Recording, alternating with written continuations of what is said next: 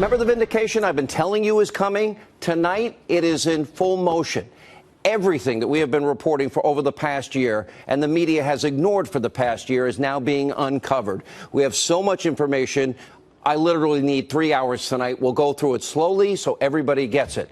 Now, please stay with us. It will take your breath away. The Attorney General, Jeff Sessions, is revealing that there are, in fact, more than 50,000 text messages between Trump-hating FBI employees, Peter Strzok, and Lisa Page. This is significant because previous reporting put the number of text messages at only 10,000.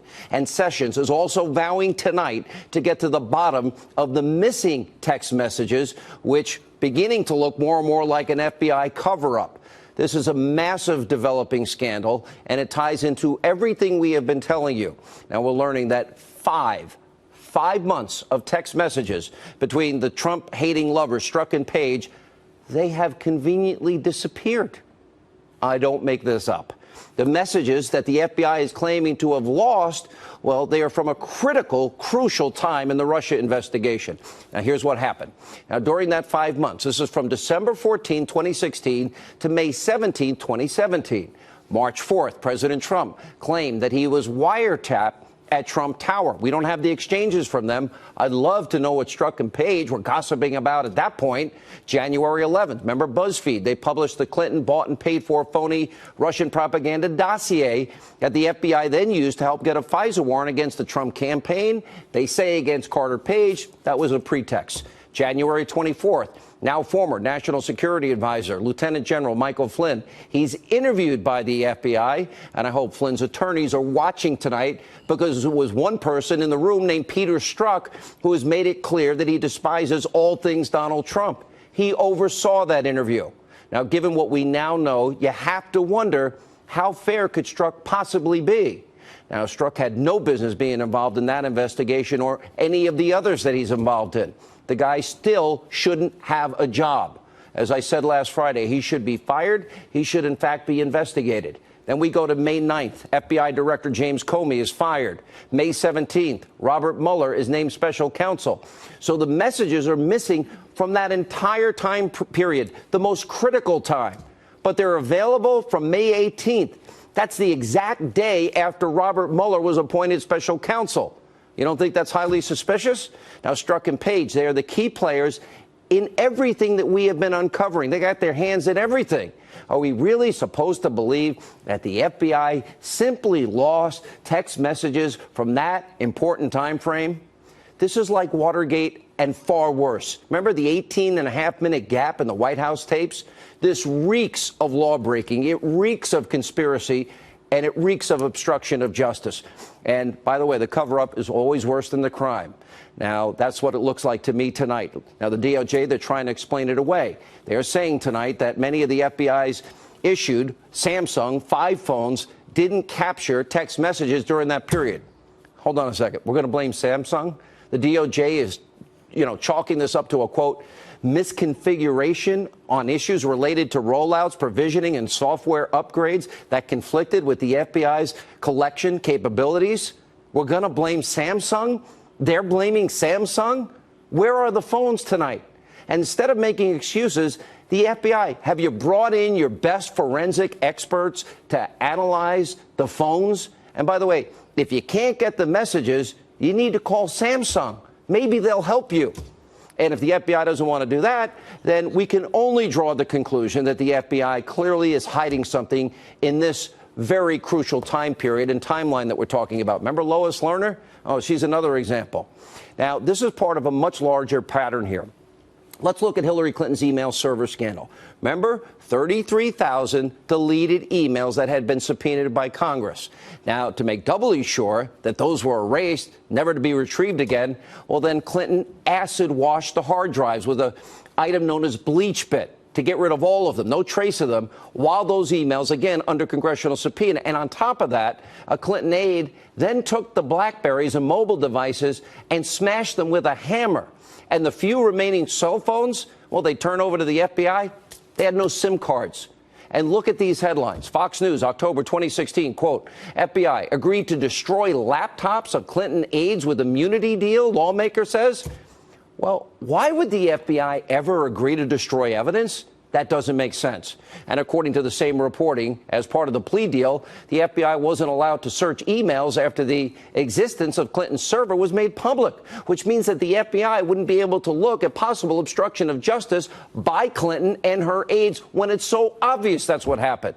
Then there's this October 5th report from the Washington Examiner, quote, immunity deals stopped FBI from investigating BleachBit use in Clinton email case.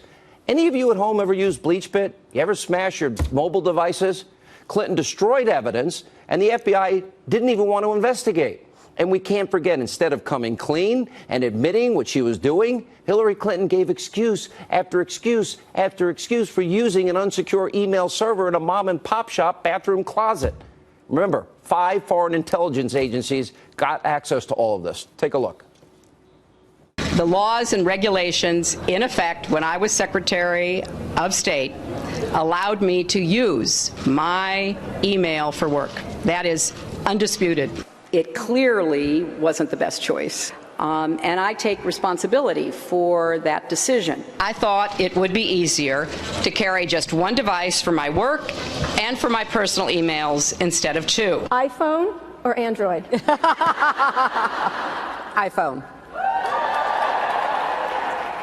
Okay, in full disclosure, BlackBerry.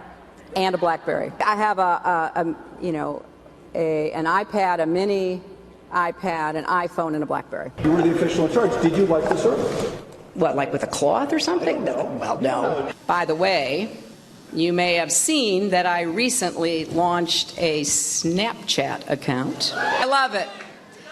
Those messages disappear all by themselves.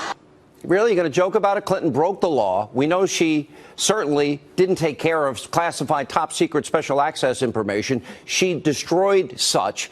And by the way, and it's pretty simple that the FBI let her off the hook. We'll have more on that in just a second tonight. We have new information. This destruction of evidence is part of a pattern from the Obama administration. Remember Lois Lerner, IRS targeting conservative scandal? The agency lost the emails of Lois Lerner, and the official that was leading the charge in unfairly going after conservatives, the IRS said the emails were lost because of a system crash. Every time the walls are closing in on the Obama administration officials, key evidence just disappears. And they found it 2 years later in that case. When it keeps happening, it's not a coincidence. It's actually called obstruction of justice. And there are also several other wrinkles in this story. There's also, remember Debbie Wasserman Schultz, the IT aid scandal? Well, he had smashed hard drives in his garage. But of course, the aide's lawyer denied it ever happened. Also breaking tonight, a newly released text message from Peter Strzok and Lisa Page, this is where it gets interesting, appears to now show that both of them, and now tonight add the Attorney General, former Attorney General Loretta Lynch, knew that Hillary Clinton would not be prosecuted in her email server investigation. What's important is they're saying this before they ever interviewed Hillary. Now, before we show you the message, let's give you a little of the backstory. Remember in May, Comey and Strzok and other top FBI officials, remember they were drafting the Clinton exoneration on the email server scandal before ever interviewing Hillary and 17 other key witnesses? So, exoneration before investigation, yeah, that's called being rigged and the fix was in. And then you also have former Attorney General Loretta Lynch meeting who? Bill Clinton on a tarmac, talking about grandchildren for 40 minutes at the end of June. Again, they still have not interrogated or asked questions of Hillary Clinton and the key people in this investigation. Lynch also called Comey, remember, had the meeting with Comey and said to Comey, call it a matter, not an investigation. And Comey followed her orders to the letter. And then just days later, when Lynch said that she would step away from the email investigation, she said she would accept the FBI's conclusion. Well, Strzok texted Page on July 1st. Look at this. Timing looks like hell. Page responds, yeah, that is awful timing, talking about the tarmac meeting. It's a real profile in courage since she, Loretta Lynch, knows no charges will be brought. How did she know? Now, 4 days after that, Comey held his press conference, letting Hillary Clinton off the hook. Now, we also have the text message between Strzok and Page, remember, talking about the insurance policy in case, God forbid, Donald Trump became president. The fix was in. This was rigged. This was an exoneration without an investigation. There's no equal justice under the law here. You got Strzok, Page, Lynch, all knew the charges would not be recommended against Clinton. That's why they wrote the exoneration early on. And if Lisa Page knew, then that means that her boss, the deputy FBI director, Andrew McCabe, knew, who we think Strzok and Page were talking to in the insurance, quote, text message. And that would probably mean they knew that Clinton would go free. Now, we also need to know, what now, Deputy Attorney General? What did Rod Rosenstein know? And when did he know it? He has a lot of questions to start answering. And if Comey and Lynch, the top two law enforcement officials in the country, knew, and I gather there's a pretty good chance that someone in the Obama White House also knew the fix was in for Hillary. The timing is key. If you put the fix in, she gets to stay in the presidential race. If she gets indicted, the Democratic Party is thrown into shambles before an important presidential election. They thought they knew better, and they saved Hillary because they thought she would win, and they wanted to appoint her the president of the United States. You think Watergate was a big scandal? This is Watergate on steroids and human growth hormones at levels that would kill the average person. And to top it all off, there's even more information tonight. Another newly released text message between Strzok and Page. It talks about a change to Comey's Clinton exoneration letter. Now, the statement originally referenced Clinton emailing President Obama when she was, quote, on the territory of a hostile country. Now, the part mentioning Obama was then altered to say a, quote, senior government official before being removed entirely. So Obama had to know that Clinton was using a private email server, and we have the evidence tonight. And we also have new breaking developments in terms of Republicans' effort to release the classified 4-page memo that details these massive FISA abuses against the Trump campaign. This is becoming the biggest scandal in American history, modern American history. You have members of Congress who have seen it are saying the contents are shocking, jaw-dropping, alarming. People will go to jail. And Fox News is reporting tonight that releasing the memo to you, the American people, could take up to 19 congressional business days if all the procedures are, quote, followed. That means we don't get to see the memo. You don't get to see the memo until at least the middle of March. Tonight, we are asking that you keep applying pressure. Demand that the public see the memo. Release the memo. You need to see the truth. You need to know about this massive abuse of power. They are trampling on our Constitution. They're shredding it. Our Fourth Amendment rights against unreasonable search and seizure, the weaponization of our intelligence community, and how the Clinton bought and paid for phony Russian dossier. She fixed the primary. She had Comey, Strzok, and apparently Loretta Lynch trying to fix her case when she broke the law. Then she tried to use the phony dossier to fix a general election. Why not after it worked in the primary? And then they use it in an effort to spy on an opposition candidate in an election year, and then a president-elect and his team. Call the number at the bottom of the screen. We need to see this memo.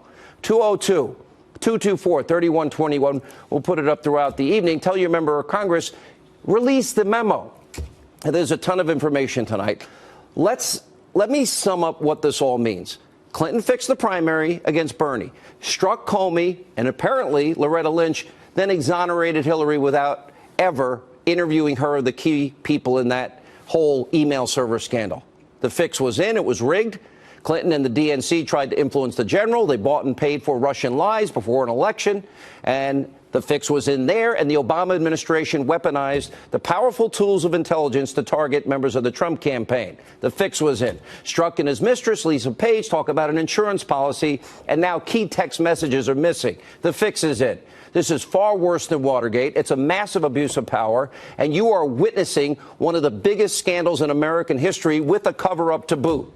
Key players, Strzok, Page, Bruce Orr, Rod Rosenstein, need to be fired and investigated. Comey, Loretta Lynch, investigated. And I'm not talking about rank-and-file members in the FBI and Justice Department that do great work or in the intelligence community. I'm talking specifically about abuses committed by the very top officials in the deep state, in the FBI, and the Department of Justice. And if Robert Mueller, you're watching tonight, and I'm sure you are, and I'm sure your corrupt team of Obama, Hillary Clinton, deep state witch hunters are watching.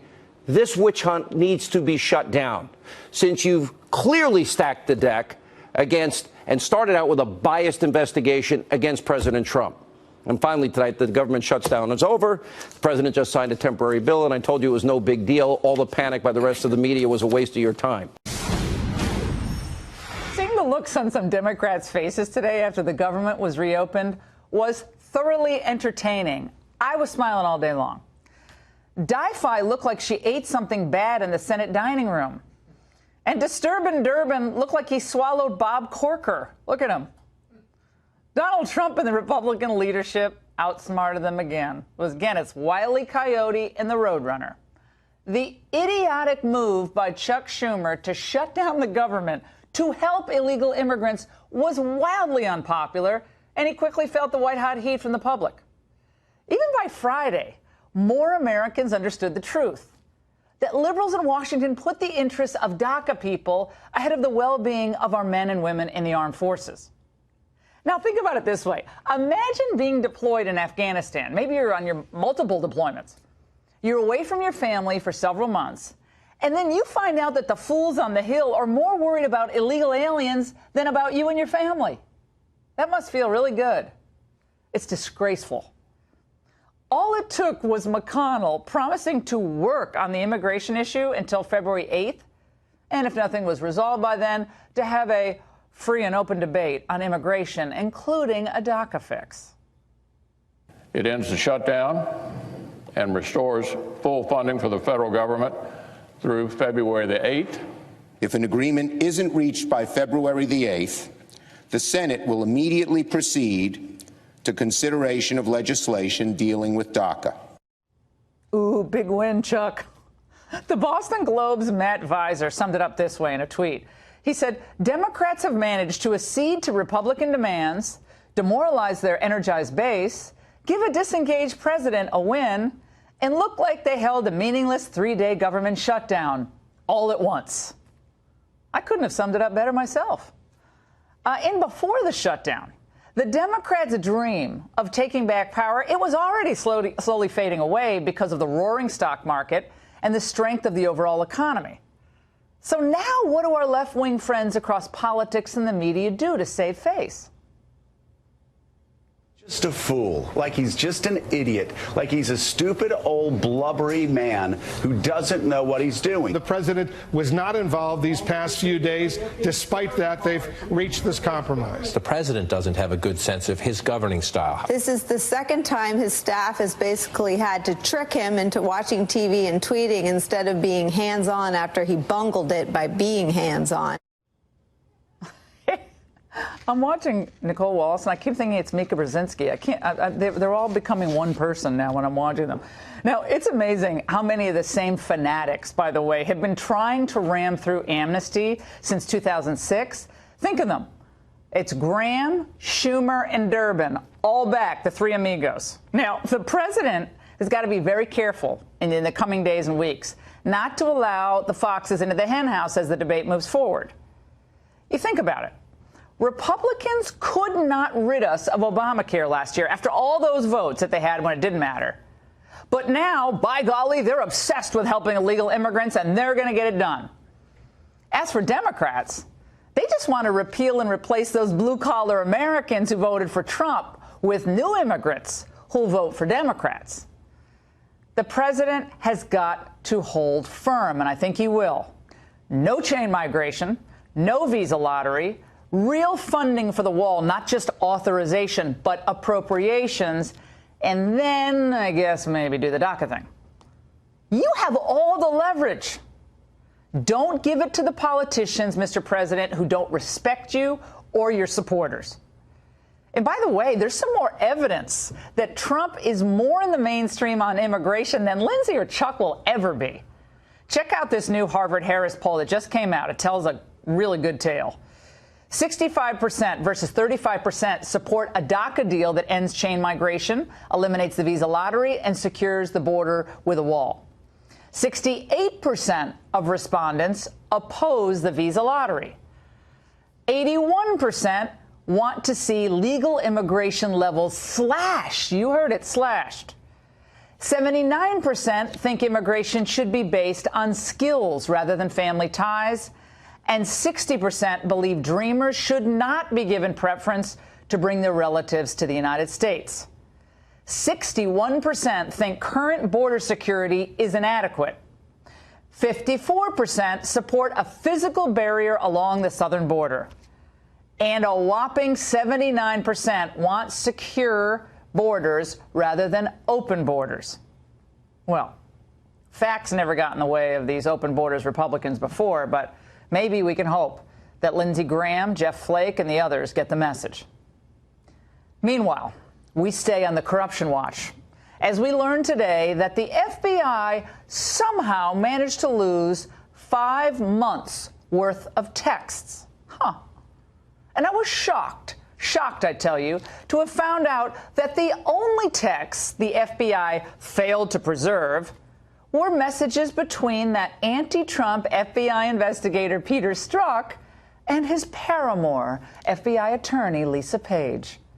Now, remember, both worked on the Mueller and Clinton email investigations. And it was during that key period between December 2016 through May 2017 that the Bureau claims a technical problem with updating software caused the failure to preserve these messages. So are you saying that it's just like when we get stuff on our iPhone or you want the update and we always say no because we don't want the phone to slow down? Is that what happened? This is ridiculous. It's the FBI. If you believe their explanation here, I have a pet rock I want to sell you. And by the way, I loved my pet rock when it came out. Attorney General Jeff Sessions has got to step in now. I know he recused himself, and that was, frankly, not necessary from the FBI Russia investigation. But now we need an independent review of all of this monkey business. There's too much to explain away. By the way, we have a lot more on that coming up. You do not want to move because it's hot tonight. The show is hot. Including, by the way, the gradual push to release the House Intel memo and the FBI warrant abuse that we've been talking about for days on the show. There's new news on that. But there is other huge economic news today that I've got to get to that's going to be overlooked by everybody in the media, but not here. Once again, we'll show that President Trump is fulfilling the promises that he made. We will stand up to trade cheating. Cheaters, that's what they are, cheaters. We will stand up to trade cheating. Anywhere and everywhere it threatens the American job. The U.S. Trade Rep's office just announced that it will grant relief in the form of major tariffs against imported solar cells and modules, as well as large residential washing machines. Trump trade chief Bob Lighthizer cited Section 201 in the Trade Act of 1974, a law that gives the president discretionary authority to grant relief if the International Trade Commission finds that imports have been a substantial cause of serious injury. It's a real finding here. There had been a pattern of unfair trade practices going on for years, and this is the first time this law provided any relief since the early 2000s. Great news. Now, can you imagine Obama ever doing this? Or, frankly, Hillary Clinton? Well, Hillary Clinton would have never done it because it was her husband back in 2000 who thought it was such a great idea for China to join the WTO. Remember, Obama did use tariffs once on tires, but that was only directed at China. Trump's tariffs apply to a large number of countries engaged in this abuse. Now, of course, today's trade enforcement action was greeted by the usual globalist hair on fire reporting. It's all wrong, but it's so predictable. Again, this pattern of unfair trade practices in major industries, and this is just the beginning, is obscene. And oftentimes, even when we go to the World Trade Organization, the World Trade Court, and they judge in our favor, the offending countries do not rectify the damage, and the damage to American companies is already done by the time they get any relief.